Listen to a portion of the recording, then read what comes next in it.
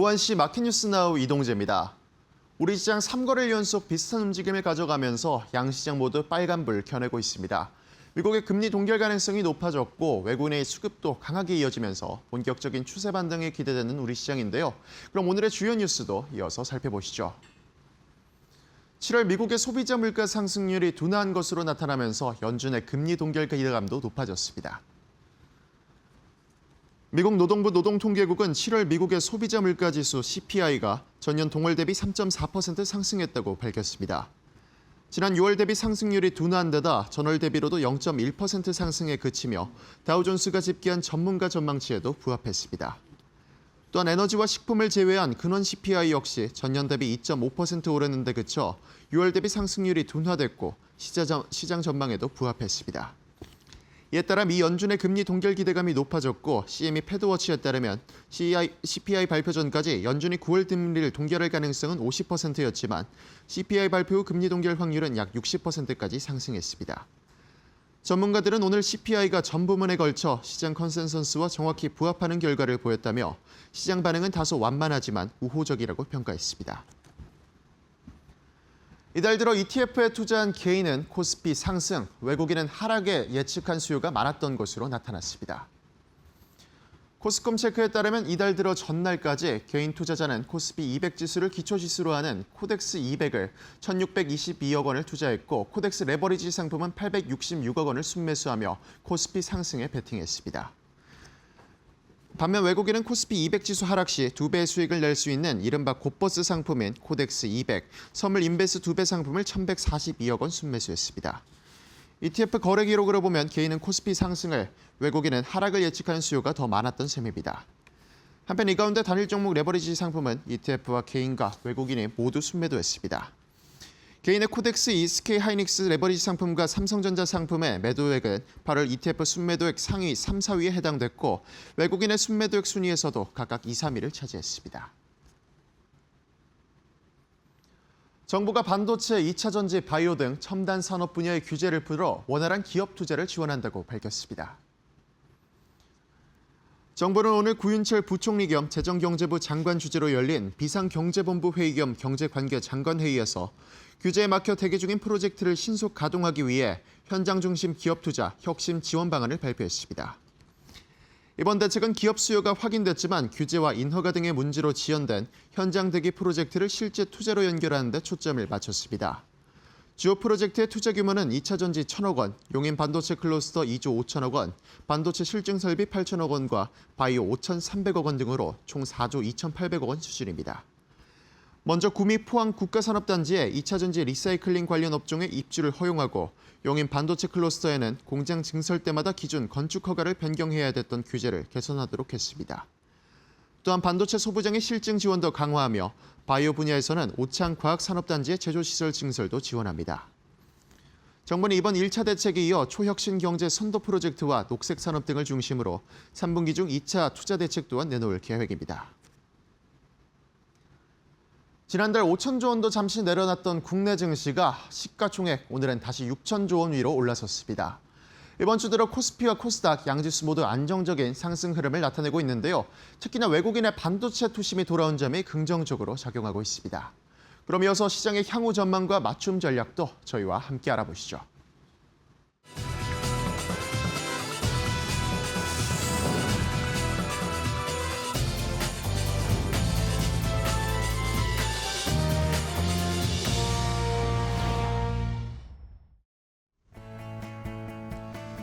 자, 오장의 출발도 이데일리 TV와 함께 해주시죠. 마켓나우 3부로 이어가도록 하겠습니다. 자, 오늘 우리 시장은 아주 좋은 분위기를 보여주고 있습니다. 최근에 외국인들의 매수가 계속 들어오고 있죠. 환율도 내려가고 있는 상황이고 오늘이 또 옵션 만기일입니다. 옵션 만기일에 외국인들이 이제 어떻게 이번 달 8월 13일을 마무리 짓고 이제 9월에 또 다음 포지션을 어떻게 잡을지가 지금 굉장히 관심을 많이 가질 수밖에 없는 상황입니다. 과연 상방으로 조금 더 외국인들은 보고 있는 것인지 지금 매수하는 거 보면 그런 것 같기도 하고요. 하지만 또 들여다봐야 되니까 결과를 봐야 되니까요. 다음 달까지 만기일까지 또 어떤 포지션으로 외국인들이 전략을 짤지 여기에 따라서 우리도 함께 투자 방향을 좀 이어가야 할 것 같습니다. 자, 일단은 오늘은 뭐 반도체 대부분의 시총 상위주들이 올라가면서 시장의 분위기를 띄워주고 있는데요.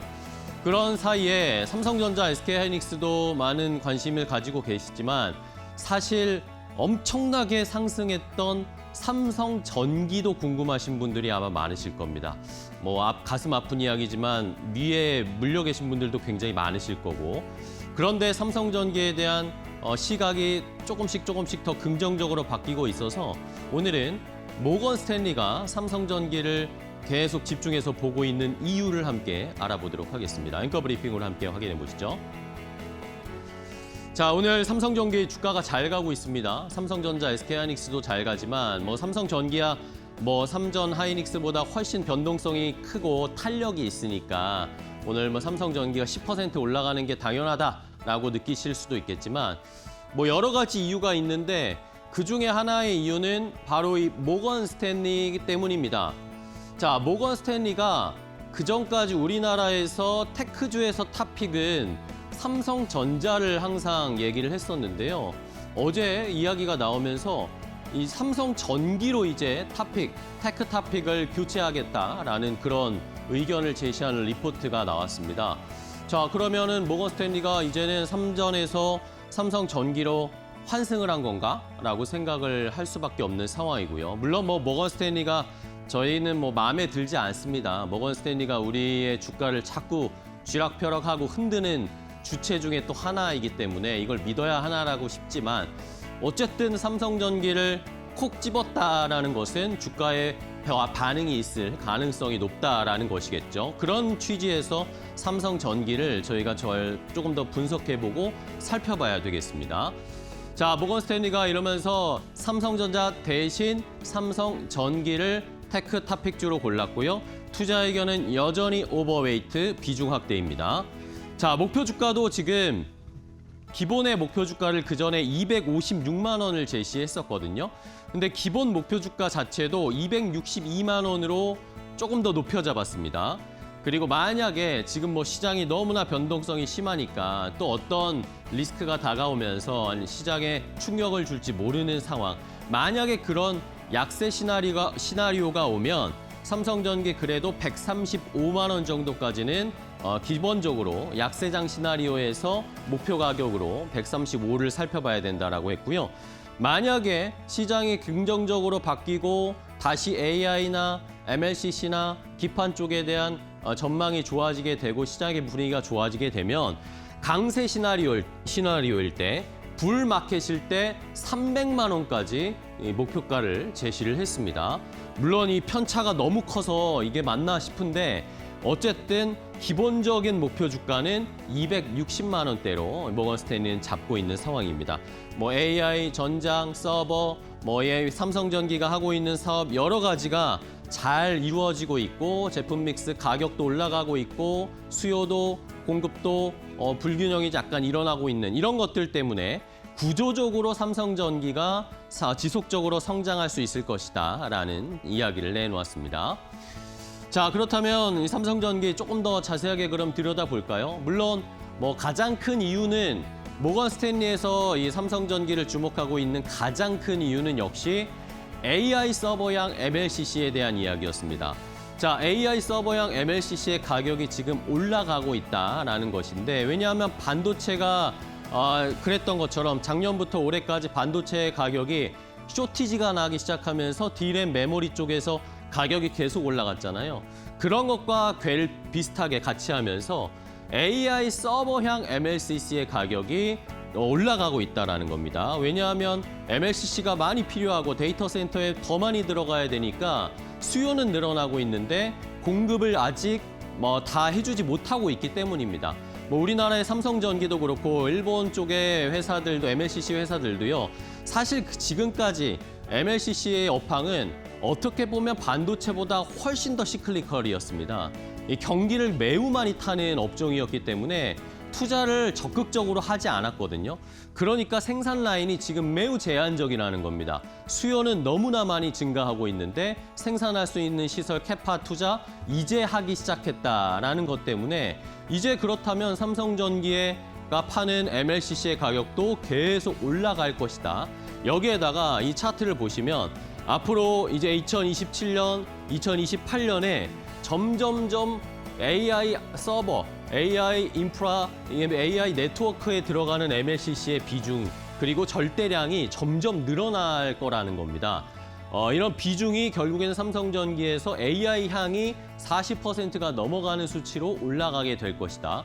그러면 가격도 올라가고 매출이나 영업이익에서 차지하는 비중도 크게 되면 당연히 실적이 훨씬 더 좋아질 수가 있겠죠.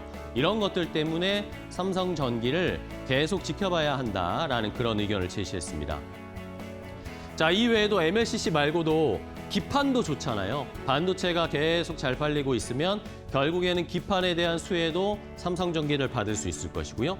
기판을 뛰어넘어서 이제 유리기판 이야기도 나오잖아요. 유리기판 아직 뭐 상용화가 완전히 된 것은 아니지만 이제 한 내후년 정도, 2028년 정도에는 유리기판이 본격적으로 사용되지 않을까? 근데 삼성전기도 유리기판을 열심히 지금 개발하고 상용화시키기 위해서 노력을 하고 있습니다. 만약에 유리기판도 이제 본격적으로 시장에 풀리게 된다면 이것도 삼성전기에게는 큰 호재가 되겠죠.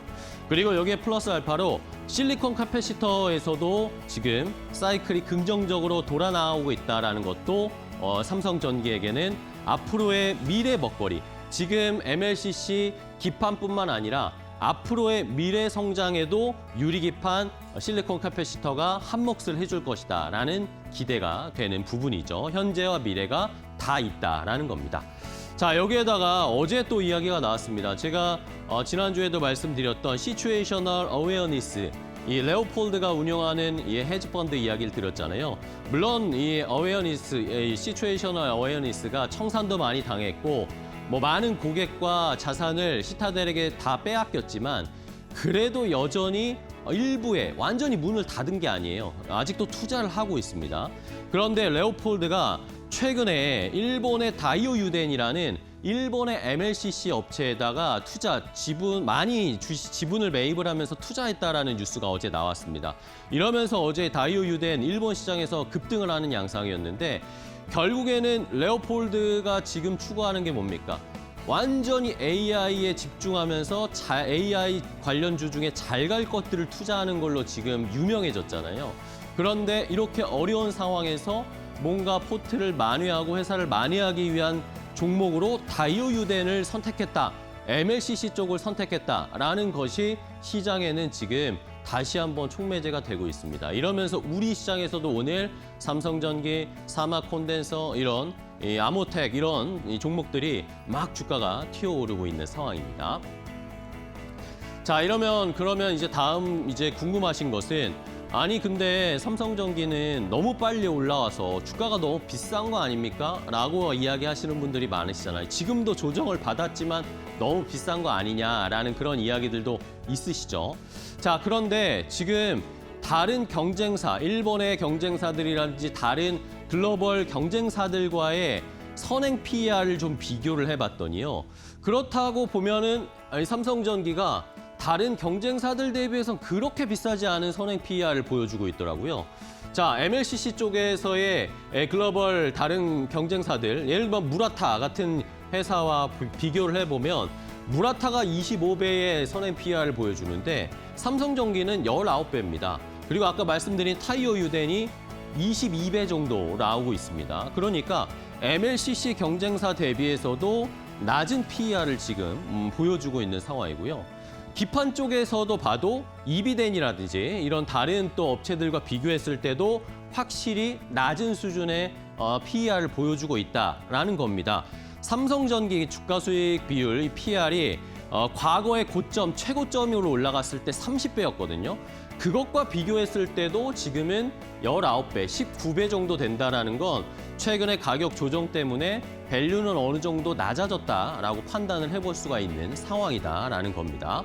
자, 다음 페이지 보시면 이러면서 지금 뭐 아까도 말씀드렸지만 모건 스탠리가 삼성전자에서 삼성전기로 이제 환승하고 갈아타는 거냐라는 이야기가 나오잖아요. 그런데 그래서 궁금해서 그러면 삼성전자 하이닉스 대신에 왜 삼성전기를 픽했을까라고 생각을 해봤을 때 이게 아닐까라는 생각이 들었습니다. 물론 절대적인 영업이익이나 매출, 이 이익단의 크기로 봤을 때는 삼성전자 하이닉스가 당연히 크죠.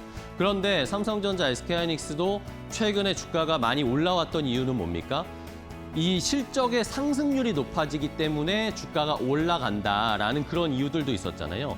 근데 올해 대비해서 내년의 영업이익 성장률을 한번 예상을 해봤을 때 삼성전기가 내년에 122%, 2배 이상 훨씬 영업이익이 증가할 것이다 라는 예상치가 나오는데 삼성전자 SK하이닉스는 이제 내년에는 40%대 영업이익 성장을 기록할 것이다라는 거죠.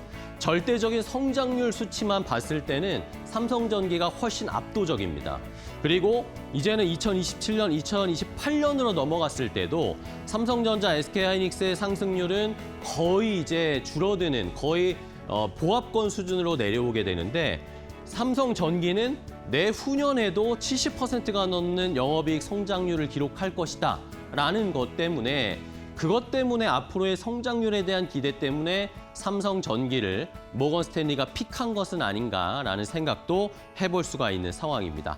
자, 어쨌든 삼성전기 최근에 주가 조정을 많이 받았는데 이게 오히려 밸류가 싸져서 가격이 저렴해진 상황으로 우리가 해석을 해야 할지 시청자분들도 한번 잘 판단해 보시고요. 우리나라의 뭐 다른 증권사나 또 말씀드린 모건 스탠리가 삼성전기에 대한 시각을 어떻게 이어가는지 유심히 살펴보시기 바랍니다. 앵커 브리핑이었습니다. 미국 7월 소비자 물가 상승률이 3.4%를 기록하며 시장 예상치에 정확히 부합했다. 올해 초 이란 사태로 폭등했던 에너지 가격이 2달 연속 하락하며 물가 압력이 크게 진정했다. 비상등이 켜졌던 인플레이션이 마침내 안정을 찾으며 금융시장이 환호했다. 6월에 5.7% 급락한 에너지 가격이 7월에도 1.5% 추가 하락하며 전체 물가 안정을 이끌었다. 주거비 상승세에도 불구하고 최근 고용지표 악화가 맞물려 연준의 인상 명분을 약화시켰다. 불과 일주일 전 까지 뜨거웠던 9월 금리 인상론은 단숨에 동결 전망으로 선회했다. 시장이 반영하는 9월 금리 인상 확률은 42%까지 떨어지며 인상론을 무력화했다. 고용 감소와 물가 안정이 동시에 확인되면서 연준의 기준금리는 동결 수순에 돌입했다.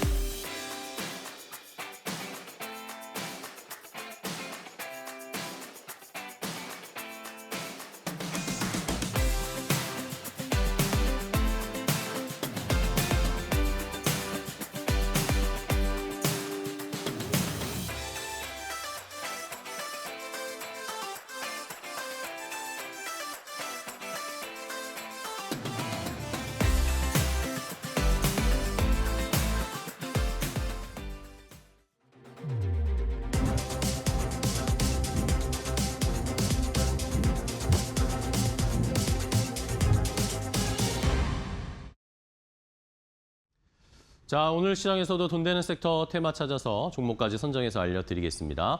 자, 오늘 함께 해주실 분은 이데일리온의 김태훈 파트너와 함께하도록 하겠습니다. 파트너님 안녕하세요. 반갑습니다. 자, 김태훈 파트너님과 오늘 시장에서도 돈 되는 섹터 찾아볼 텐데요. 오늘은 또 어떤 섹터가 선정이 됐을지 오늘 시장의 분위기가 좋은데 이것과 함께 힘을 내주고 있는 로봇 sektor를 첫 번째로 선정을 해주셨습니다. 자, 로봇에 대한 기대감들이 계속 나오고 있어요. 뭐 올해 작년 연말부터 계속 뭐 있긴 했지만 지금 특히 시장이 한번 조정을 받고 나서 로봇주들이 오히려 반등이 강하게 나오고 있어서 아마 시청자분들도 기대가 더 크실 것 같은데 자, 파트너님은 로봇주들에 대한 전망 어떻게 보고 계세요? 네. 로봇주가 여러분들이 생각하는 것처럼 현대자동차 공장 라인을 보면 산업용 로봇이 계속 용접을 하고 있는 그 그림들을 많이 생각하시는데 이젠 그런 시대는 지났습니다. 이 로봇은 우리가 말하는 이 로봇이라는 건 휴머노이드 로봇이고요. 여기 옛날에 1980년대 여러분들이 이제 우리나라 중산층 올랐으면서 각 가정마다 자동차 한 대씩 하면서 마이카 시대를 열었던 것처럼 네. 이제 마이 로봇 시대를 열게 되는 그런 시대의 변화를 나타냅니다. 그러면서 가사노동에서 이 로봇, 휴머노이드 로봇으로 인해서 우리가 가사노동에서 해방이 되고 그러한 큰 인류사의 큰 변화를 이제 앞두고 있는 것이죠. 앞에 사진에서 여러분이 보시겠지만 보스턴 다이내믹스라는 그 보스턴에 아틀라스라는 로봇이 있고 그 옆에 보면 유니트리라고 중국에서 만든 그 로봇이 있습니다. 근데 네. 유니트리가 먼저 양산을 태웠지만 이 둘 사이에 큰 차이가 있습니다. 우리가 피지컬 AI라고 부르는 거, 피지컬이라는 것은 유니트리가 만드는 제조업체로서 피지컬 AI에서 피지컬을 만들었지만 진정한 의미에서 피지컬 AI는 보스턴 다이내믹스입니다. 그리고 이러한 머리가 있는 로봇은 말 그대로 사람과 함께 같은 공간에서 같이 노동을 하면서 이 사람들이 쓰는 모든 도구를 함께 공유해서 어떠한 노동을 하죠. 그러면서 인간을 이제 노동으로부터 해방시켜주는 그런 역할을 하게 되는데요. 근데 유니트리는 단순 제조 로봇이고 아직까지는 쇼를 하는 로봇 수준에 머물러 있습니다. 하지만 보스턴 다이내믹스는 다르죠. 그런 의미에서 큰 시대적 변화를 앞두고 있는 이 상태에서 우리나라 한국 업체들은 로봇에 대한 부품부터 시작해서 완제품까지 모두 만들고 있습니다. 그렇기 때문에 이 로봇 관련주들은 여러분들이 반드시 편입을 하셔야 되고 짧게는 내년 CES 2027에서 충분히 새로운 피지컬 AI 기술적 진보에 대한 그 모습들이 나타날 것이고요. 그때도 물론 주가가 크게 요동칠 겁니다. 그런 것을 볼 때 지금이 로봇주들은 가장 쌀 때라고 생각되는 것이죠. 네, 좋습니다. 자, 로봇에 대한 긍정적인 이야기들을 해주셨어요. 우리는 또 우리 기업들이 아니면 또 우리 국가, 나라에서 정부에서도 로봇에 대한 투자, 개발 이것에 진심인 상황이니까요. 아까 뭐 CES 말씀해 주셨지만 CES 2027에서 뭐 삼성이 로봇을 공개하기 위해서 준비하고 있다. 뭐 이런 이야기들도 나오잖아요. 그때까지 한번 투자 전략을 이어가 봐야 되겠습니다. 자, 그러면 종목들 하나씩 볼까요? 어떤 종목, 어떤 로봇주들을 좀 보시나요? 네. 첫 번째는 역시나 레인보우 로보틱스죠. 네. 삼성전자가 자기 돈을 들여서 레인보우 로보틱스라는 코스닥 상장사를 인수했을 때 모두가 놀랐습니다. 그리고 나서 그게 벌써 3년이 지났죠. 3년이 지나면서 레인보우 로보틱스가 만들고 있는 다양한 로봇들을 갖고 삼성전자는 각 사업부별로 또 그리고 각 계열사별로 이 로봇을 어떻게 사용할 것인가에 대해서 서로 논의를 했고 그리고 이 레인보우 로보틱스가 만든 RBY1이라는 양팔형 로봇이 있습니다.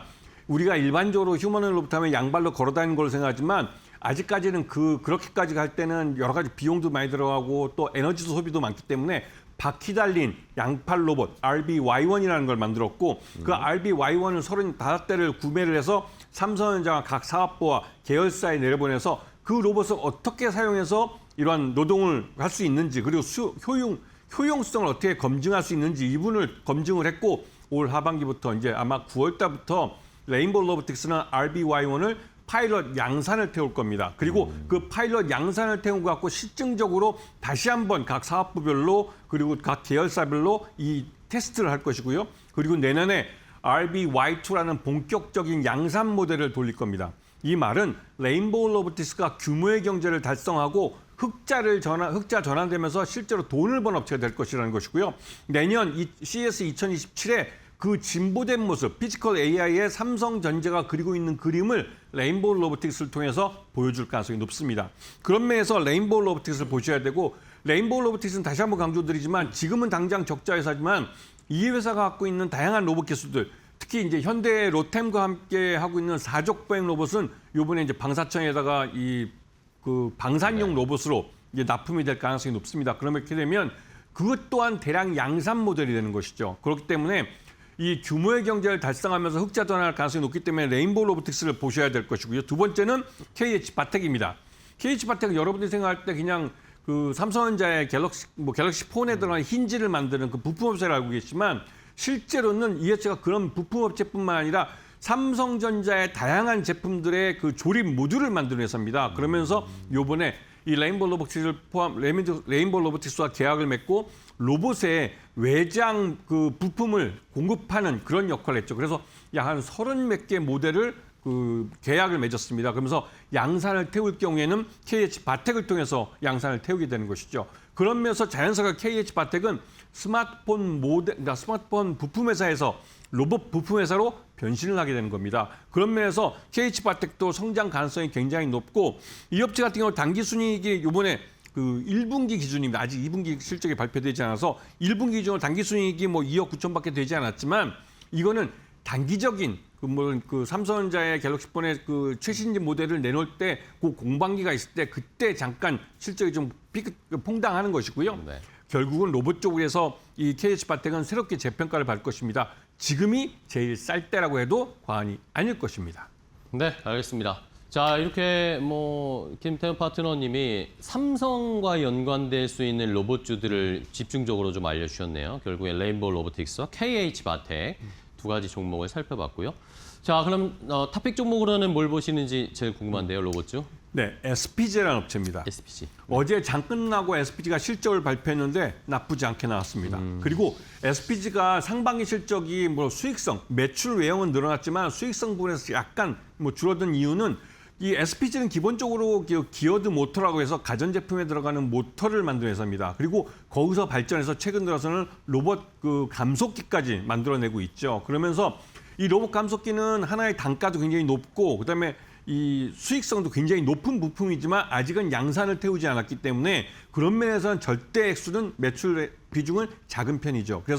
그런데 중국향으로 SPG가 이런 그 기어드 모터들을 많이 수출을 했습니다. 그런데 중국은 굉장히 싸죠. 왜냐하면 중국 업체들과 경쟁을 해야 되기 때문에 그런 면에서는 SPG가 거기다 힘을 많이 쏟는 것 비해서는 수익이 적었습니다. 그래서 이번에 과감하게 중국향 모델들을 줄이고 그 줄어든 목만큼 이 하반기에 레인보우 로보틱스나 이런 로봇들의 그 양산을 태울 로봇 감속기 쪽에 대한 이 배정을 많이 해줬습니다. 그래서 하반기 때 이 실적에 대한 기대감이 굉장히 큰 회사고요. SPG는 이 레인보우 로보틱스뿐만 아니라 LG전자하고도 거래를 하고 우리나라의 대기업들 로봇 사업을 하고 있는 모든 대기업과 거래를 한다고 해도 과언이 아닐 쪽으로 이 모터와 이 감속기 이런 부분에서는 굉장히 경쟁력이 있는 회사입니다. 그런 면에서 앞으로 이 기대가 많이 되고 있는 업체고요. 매수가는 11만 원, 그다음에 목표가는 15만 원, 그다음에 손절가는 10만 원인데 이게 목표가라는 건 내년 CES 2027 그때까지 한 6개월 안 남았죠. 이제 한 3, 4개월 정도를 보시는 겁니다. 그만큼 SPG는 위로는 많이 열려 있지만 밑으로는 말 그대로 바닥을 다진 회사라는 걸 기억하셔야 될 타이밍입니다. 네, 알겠습니다. 자, 로봇주 중에는 SPG를 탑픽 종목으로 골라주셨습니다. 뭐 실적이 나오는 로봇주 중에는 뭐 단연 SPG다라는 그런 의견들도 많이 있는 상황이고 말씀해 주신 것처럼 우리나라 로봇 사업하는 대기업들은 전부 다 SPG와는 같이 일을 하지 않을 수가 없다라는 평들이 나오죠. 자, 과연 CES 때까지 어느 정도의 주가 상승을 보여줄 수 있을지 SPG 한번 저희도 잘 지켜보도록 하겠습니다. 자, 첫 번째 돈 되는 섹터는 이 로봇주를 봤고요. 다음 두 번째 돈 되는 섹터도 바로 공개해드리겠습니다. 두 번째는 오늘은 또 LG그룹주를 집중적으로 한번 좀 분석을 해보도록 하겠습니다. 어제 LG전자가 또 갑자기 급등이 나왔어요. 최근에 또 조정을 받고 쉬다가 근데 뭐 LG에 대한 이야기 이제 젠슨랑 뭐 엔비디아와 엮이면서 일순간에 또 좋은 평들이 되게 많아졌거든요. 근데 또 지금 쉬고 있단 말입니다. 어떻게 투자 전략을 세울까요? 네. LG전자 같은 LG그룹은 LG전자에서 스마트폰 사업부에서 철수를 할 때 아주 큰 교훈을 얻었습니다. 이 중국의 제조업체들이 단순히 제조만을 잘하는 이런 삼성이나 LG나 마찬가지로 제조업체인데 제조만 잘해서는 이 중국의 값싼 가성비를 앞세운 중국 업체와 경쟁해서 이길 수 없다는 것이죠. 거기서 이 AI라는 새로운 기술적 장벽을 갖고 이 시장에 뛰어드는 걸 반성을 하게 됐습니다. 그러면서 스마트폰에서는 과감하게 철수하고 그 대신 로봇 사업을 굉장히 키우고 있죠. 지금 현재 LG그룹에 지금 이름 보시면 아시겠지만 이 LG그룹 모든 계열사들이 참여하면 전기차부터 로봇까지 모두 만들어낼 수 있습니다. 하지만 그렇게 하지 않는 이유는 이 예전에 그 애플이 전기차를 한다고 했을 때 애플의 전기차를 뭐 LG가 그걸 만드는 위탁해서 생산할 것이다. 이런 말이 나올 정도로 LG그룹은 준비되어 있는 업체이고 LG그룹 각 계열사들은 자기 나름대로의 부품 쪽에서 말 그대로 경쟁력을 확보하고 있는 회사입니다. 그 LG전자 같은 경우도 애플의 부품업체로서 지금 기능을 하면서 또 자체적으로 가전 사업을 또 하고 있고 또 전장 쪽 사업도 하고 있습니다. 그러면서 LG전자 같은 경우도 대표적으로 각 사업부도 굉장히 좋아지면서 나머지 LG그룹 모든 계열사들이 자기 시장에서 자기 기술로 돈을 벌고 있습니다. 하지만 이 LG 같은 경우는 삼성이나 이런 거에 좀 비해서 좀 저평가되어 있는 그런 종목이라 할 수 있죠. 근데 최근에 구광모 회장과 이 엔비디아의 그 젠스랑 CEO가 만나면서 이 AI 동맹에 대해서 LG와 이 엔비디아가 손을 잡는 그림이 그려지고 있습니다. 그리고 이번 주에 아마도 다시 한번 미국 본사에, 그러니까 엔비디아 본사에 구광모 회장이 방문한다고 합니다. 그러면서 구체적인 이 양사 간의 AI 동맹에 대한 전략적 제휴 방안들이 구체적으로 나올 가능성이 높습니다. 그렇게 되면 이 LG는 나름대로 AI 시대에 나름대로 강력한 우군을 갖게 되고 새로운 시장을 열 수 있는 기회를 잡게 되는 것이죠. 그런 면에서 LG 그룹주를 재평가해야 될 그런 타이밍이 돌아온 겁니다. 네, 좋습니다.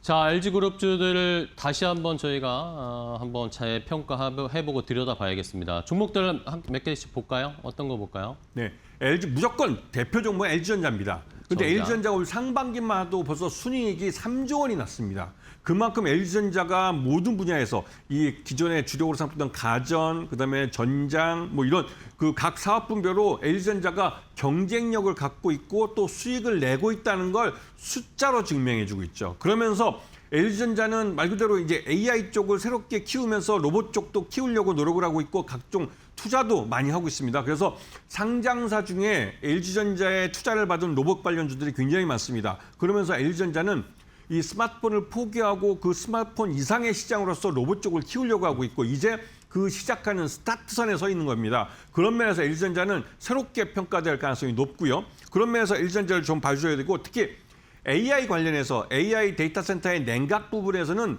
LG전자의 뭐 핵심이라고 할 때 에어컨, 즉 냉각 분야이죠. 냉각 기술을 갖고 AI 데이터 센터 냉각 시장에 뛰어들었는데 이게 괜찮은 평가를 받고 있습니다. 미국만 해도 미국의 50개 주 중에 48개 주에 AI 데이터 센터를 짓습니다. 네. 여기에 냉각 부분에서는 LG전자가 경쟁력을 갖고 거기 시장에 참여한다는 것이죠. 그 시장 규모도 굉장히 큰 시장입니다. 새로운 시장에서 새로운 수익이 발생할 수 있기 때문에 LG전자 같은 경우 실적에 대한 기대감이 굉장히 커진 상태고요. 두 번째는 LG 디스플레이입니다.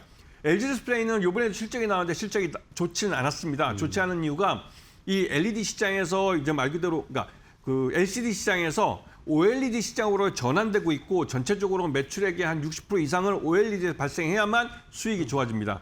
이번 상반기에는 58% 매출이 나왔죠. 그런 면에서 LG 디스플레이 실적이 별로 좋지는 않았습니다. 하지만 왜 블랙록이라는 세계적인 자산운용사가 2월인가요? 그때 5% 지분을 사고 지난 6월 달에 또 주식을 사서 한 7% 정도 지분을 가지면서 네. 2대주주인가 3대주까지 이름을 올렸습니다. 왜 그랬는지를 생각해 보셔야 되는데 앞으로의 시대는 이 저가 그리고 LCD 시대에서 이제 OLED 시대로 완전히 탈바꿈할 겁니다. 애플도 아이폰의 책이 아니라 아이패드에도 이제 이 그 OLED 패널을 채용을 합니다. 그러면서 이 OLED 시장이 점점 커지고 있죠. 그런 면에서 LG 디스플레이는 굉장히 커질 가능성이 높고 이번에 한 3조 원 정도를 들여서 차세대 모델을 만듭니다. 그 OLED 시장에서 차세대 신제품에 대한 투자를 하는 것이고 그게 완성이 되면 대규모로 생산이 이루어지기 때문에 규모의 경제를 달성하며 흑자 전환할 가능성이 높은 것이죠. 그래서 이런 블랙록도 이런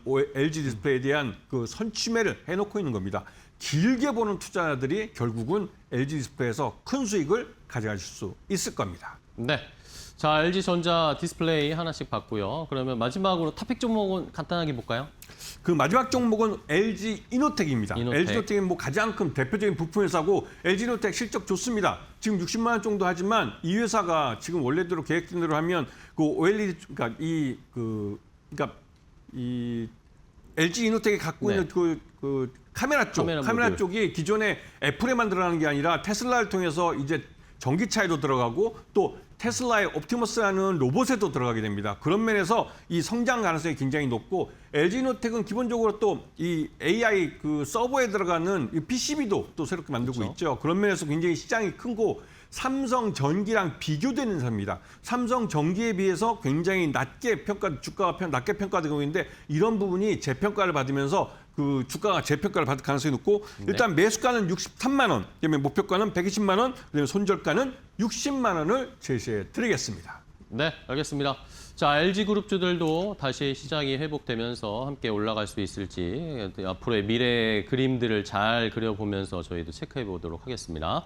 자, 오늘 돈 되는 섹터의 테마 김태훈 파트너와 함께했습니다. 파트너님 좋은 종목 알려주셔서 감사하고요. 다음 시간에 또 뵙겠습니다. 고생하셨습니다.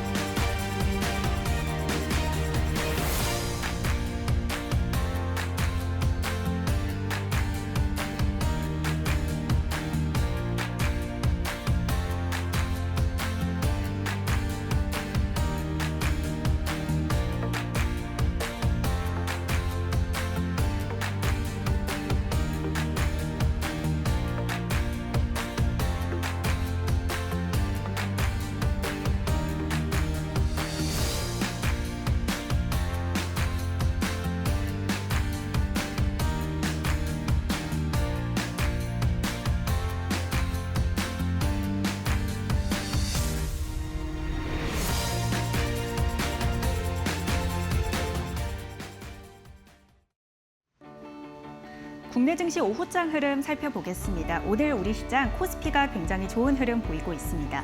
코스닥은 코스피에 비하면 상승폭이 아쉽기는 하지만 그래도 상승 전환한 후 계속해서 강보합권의 움직임 이어가고 있습니다. 오늘의 주인공은 반도체입니다. 간밤 미증시에서도 AI 관련주들이 호실적을 등에 업고 크게 급등하는 흐름을 보였는데요. 필라델피아 반도체 지수도 2% 넘게 올랐습니다. 오늘 우리 시장 기분 좋게 출발을 했는데 현재까지도 견조한 흐름 이어가고 있습니다. 그렇다면 자세한 지수 상황 열어보시죠. 먼저 코스피 지수입니다. 미국발 반도체 훈풍에 힘입어서 코스피 지수가 2% 넘게 갭상승 출발했습니다. 이후 계속해서 상승폭을 키워나갔고요. 장중에 6,859포인트까지 고점을 형성하기도 했습니다. 6,900선 회복을 목전에 두고 현재는 3.86% 상승 6,833포인트 선에 거래되고 있습니다. 이어서 코스닥 지수도 살펴보겠습니다. 강보합권에 출발했지만 이내 하락 전환하고 말았습니다. 하지만 9시 30분을 기점으로 상승 전환에 성공한 후 계속해서 강보합권의 안정적인 움직임을 이어가고 있습니다. 0.8% 상승 865포인트 선에 거래되고 있습니다. 이어서 수급 상황도 살펴보겠습니다. 코스피 시장 3거래일째 외국인과 기관의 기분 좋은 쌍끌이 매수세가 들어와주고 있습니다. 외국인 2조 원 가까이 사들이고 있고요. 기관은 4,100억 원대 현재 매수세 보이고 있습니다. 다만 코스피 시장에서 개인이 2조 4천억 원대 순매도하고 있다는 점은 다소 아쉽습니다. 코스닥 시장에서는 이 코스피와 다르게 세 수급 주체가 모두 반대의 흐름을 보이고 있습니다. 개인이 사들이고 있는데요. 개인이 2,100억 원대 순매수 해내고 있고요. 외국인이 900억 원대, 기관이 1,100억 원대 현재 물량 덜어내고 있습니다. 이어서 특징 테마 두 가지도 살펴보겠습니다. 첫 번째 테마는 반도체입니다. 반도체 관련해서 주가를 자극할 수 있는 호재들이 계속해서 나오고 있습니다. 일단 이 싱가포르의 국부 펀드죠. 아시아 최대 국부 펀드 중 하나인 싱가포르의 테마섹이 우리나라 기업 최초로 삼전 닉스에 투자를 단행한다라는 소식이 호재로 작용했습니다. 여기에 더해 엔비디아가 AI 반도체를 새로운 금융자산으로 활성화할 수 있는 방안을 논의 중이다라는 소식도 있었는데요. 오늘 반도체 종목들 일제히 급등하는 흐름 보입니다. 그중 삼성전자가 4.8% 상승하고 있습니다. 삼성전자 인도에 연간 약 6,500대 규모로 생산할 수 있는 생산 라인을 구축했다라는 소식이 있었는데요. 삼성전자 현재 26만 7천 원 선에 거래되고 있습니다. 이어서 SK하이닉스 7% 넘게 튀어오릅니다. 간밤 ADR도 9% 넘게 올랐는데요. 160만 원 선 회복했고요. 오늘 SK스퀘어가 하이닉스보다 더 큰 폭으로 올라주고 있습니다. 10% 넘게 강세 탄력 받으면서 112만 원 선 지나가고 있습니다. 오늘 코스닥 시장은 대부분 보합권이나 1%에서 2%의 상승과 하락을 좀 반복하고 있는 상황인데 그 안에서도 반도체 소부장 종목들이 강한 시세 보여주고 있습니다. 원익 IPS가 5%, 삼성전자 4%, 주성 엔지니어링이 2.8% 오르면서 원익 IPS는 11만 7천 원 선에 거래되고 있습니다. 두 기업 다시 코스닥 시가총액 5위권, 6위권에 이름을 올렸습니다. 다음 특징 테마도 살펴보겠습니다. 전자기기입니다. 두 번째 특징 테마 전기전자 살펴볼 텐데요. AI 반도체 쪽으로 투심이 다시 회복이 되면서 데이터 센터 관련해서 가장 큰 수혜를 볼 수 있는 이 전기전자단의 흐름이 오늘 매우 긍정적입니다. 그중 삼성전기가 눈에 띄는 움직임을 보이고 있는데요. 모건 스탠리에서 최선호주를 삼성전자에서 삼성전기로 교체했습니다. MLCC 수요 확대에 대한 기대감 그리고 현재까지 너무 저평가가 되어 있다라는 평가를 하면서 목표 주가 262만 원을 제시했는데요. 현재 15% 넘게 오르면서 153만 원 선의 움직임 이어가고 있습니다. 이어서 LG 이노텍 기판 쪽도 현재 흐름 좋습니다. MSCI 한국 지수에 편입됐다라는 소식이 있었고요. 3.8% 강세 탄력 받아가면서 62만 원 선에 거래됩니다. 이외 전력기기 3사도 3%, 2%대 강한 흐름 보여주고 있습니다. 오후장 흐름 살펴봤습니다.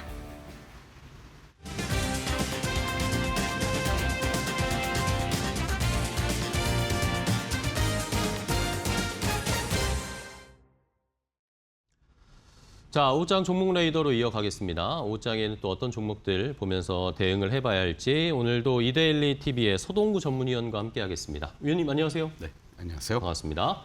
자, 위원님은 또 오늘 어떤 종목을 보고 계실지 첫 번째 종목부터 함께 확인을 해볼까요? 첫 번째 선택하신 종목은 바로 LS 일렉트릭입니다.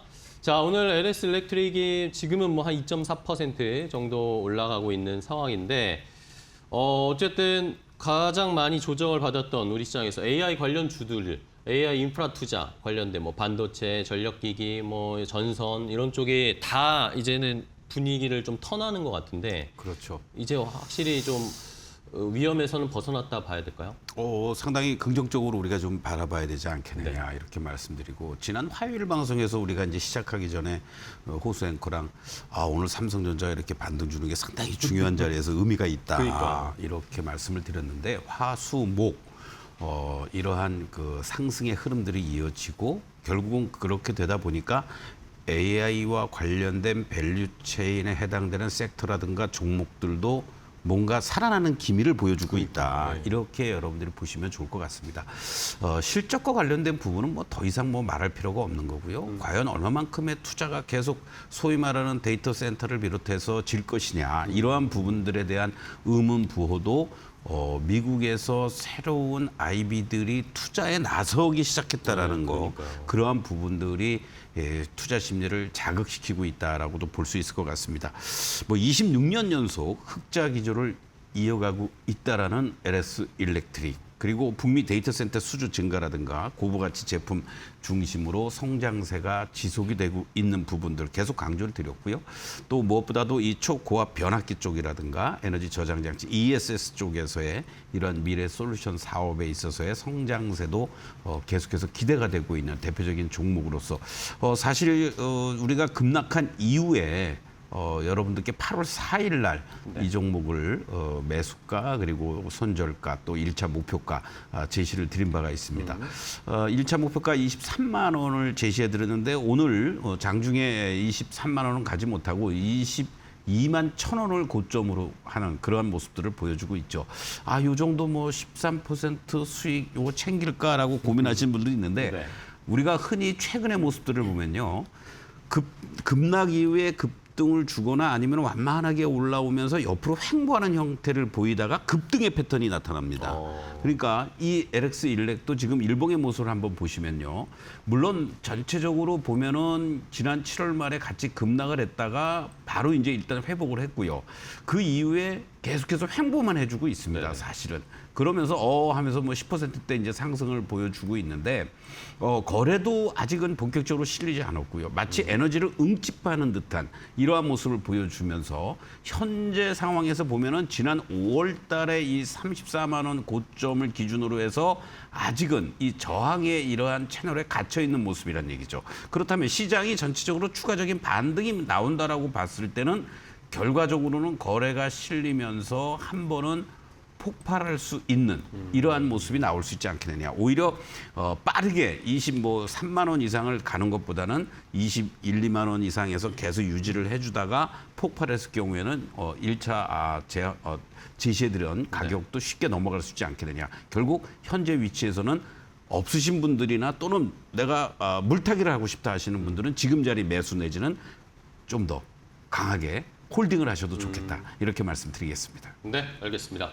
자, 소동구 의원님이 말씀해 주신 것처럼 이제 시장의 분위기가 조금 개선이 되기 시작하면서 심상치 않게 움직이는 종목들이 눈에 띄고 있습니다. 말씀해 주신 것처럼 횡보를 하다가 아니면 완만하게 올라오다가 급등을 보여준 뭔가 트리거가 생기면, 이슈가 생기면 올라가는 그런 종목들을 잘 저희가 준비를 해놔야 할 텐데 그런 취지에서 LS 일렉트릭을 잘 살펴보아야 할 것 같습니다. 첫 번째 종목 함께 확인을 해봤고요. 자, 다음 두 번째 종목은 또 뭘까요? 공개해보겠습니다. 자, 대덕전자입니다. 오랜만에 대덕전자 볼 텐데 오늘 삼성전기도 그렇고 기판 쪽도 분위기가 되게 좋아요. 그렇습니다. 두 가지 분류로 나눌 수 있죠. 어떻게 보면 삼성전기 같은 경우에는 급락이 왜 아주 빠른 급반등을 보여주고 있고 또 코리아 서킷이라든가 심텍이라든가 이러한 종목들도 일순간에 슈팅이 한 번씩 나오는데 현재 위치들을 보면은 오히려 대덕전자는 숨고르기를 급락 이후에 반등을 주고 나서 숨고르기를 해주고 있는 어떻게 보면 아까 말씀드렸던 LS 일렉과 비슷한 그런 어떠한 그 흐름을 보여주고 있는데요. 실적은 더할 나위 없이 좋죠. 2분기 매출액 4천억, 63% 그리고 영업이익은 YOY 기준으로 무려 2,200% 급증하는 703억을 기록했습니다. 네네. 이 부분은 결국은 FC, BGA 부분 매출의 성장이라든가 이 기여 개선들이 지속적으로 확대되고 있다라는 거고 바로 이러한 것들을 토대로 해서 이게 일회성으로 분기 반짝한 게 아니라 올해 예상되는 전체 매출이 1조 6천억 정도 53% 이상 급증해 줄 것으로 예상이 되고요. 영업이익도 2,885억 원으로 전년 동기 대비했을 때 488%나 급증해 줄 것으로 예상이 되고 이것으로 올해로 끝나는 게 아니라 삼성전기 계속해서 쇼티지 나고 가격 인상한다고 그러고 똑같은 거 아니겠습니까? 그렇죠. 그런 관점으로 여러분들이 보시면 좋을 것 같은데 아까도 말씀드렸듯이 지금 위치들을 한번 보겠습니다. 지난 6월 달에 19만 8천 원을 기록한 이후에 전반적으로 주가가 다시 한번 이렇게 반등 시도를 했다가 다시 또 밀리면서 고점이 계속해서 낮아지는 그런 어떤 모습들이 이제 연출이 됐는데요.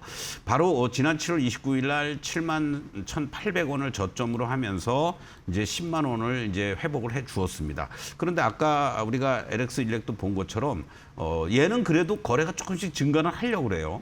그러한 과정들 속에서 이제 무너지지 말아야 될 라인들 결국 이 라인들이 이탈이 됐다가 복구가 됐습니다만은 현재 시점을 기준으로 본다라면 충분히 거래가 좀 더 실려주면서 이 저항대를 돌파할 수 있는 60일선을 돌파하고 최소한의 자리를 갈 수 있는 여건을 만들어주고 있다라고 보시면 좋을 것 같습니다. 그래서 현재가를 중심으로 해서 매수 전략 가능하지 않을까 이렇게 말씀을 드리고 10만 원이 이제 중요한 넥라인이 되겠습니다. 10만 원이 이탈이 된다라면은 전체적으로 시장의 조정을 좀 더 우리가 염두에 둬야 되는데 이 자리는 지지가 된다라면 1차 목표가 13만 원을 설정해 놓고 이 자리 돌파 여부라든가 그리고 또 저항 이것을 확인하면 큰 무리가 없지 않을까 이렇게 말씀을 드리겠습니다. 네, 알겠습니다. 자, 대덕전자까지 확인을 해봤습니다. 10만 원 선을 지금 강조를 해주셨는데 만약에 10만 원 선이 한 번 더 이탈되면은 한 번 더 저점을 낮추는 그런 패턴으로 갈 수도 있다? 그렇죠.